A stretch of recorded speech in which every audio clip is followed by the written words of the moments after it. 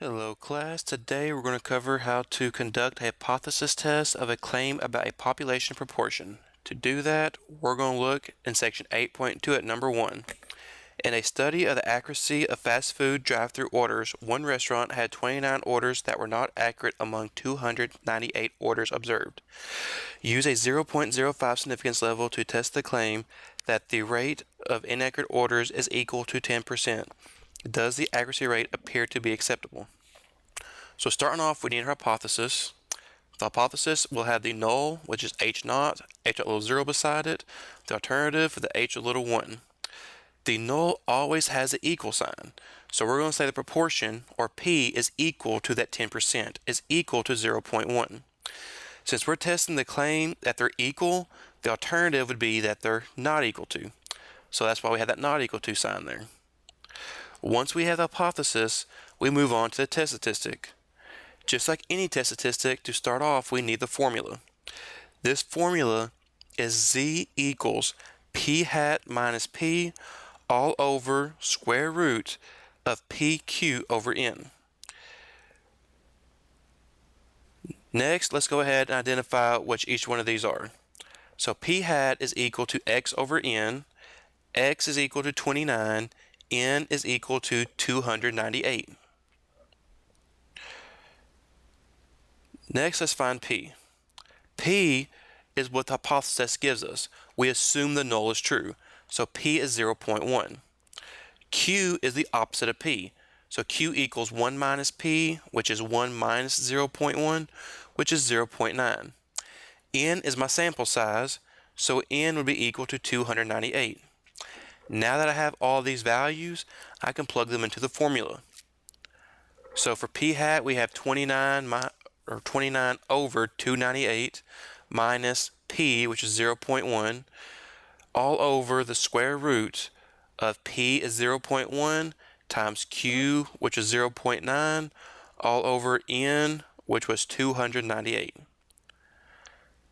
When we plug this into the calculator, we're going to get round about negative 0.15. Now that we have our test statistic, we can move on to find our p-value. When finding the p-value, you need to remember that this is a two-tailed test. This being not equal to means we're going to reject anything that's too far right or too far left, anything that's too great or too small.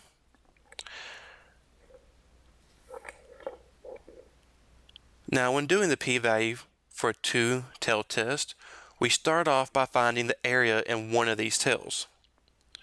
Since our test statistic was a negative number, then that tail will be to the left-hand side.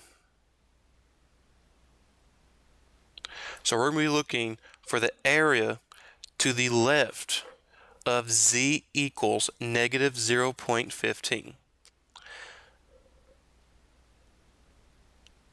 And you can go ahead and look this up in the table and find out what the probability would be.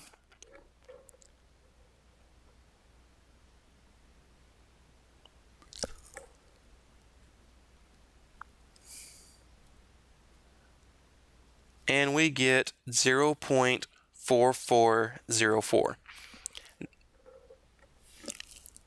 right, let's go and fix that. 0.4404. Said one thing, wrote another one. Now next, now that we know the area to the left of that value, that's one of the tails. Since this is normally distributed, both tails have the same amount. So to find the p-value, the area in both the tails, it is 2 times 0.4404, which will give me 0.8808, which is approximately 0.881. They will tell you to round to 3 decimal places on this problem. Now that we have the p-value, we can move on to our conclusion.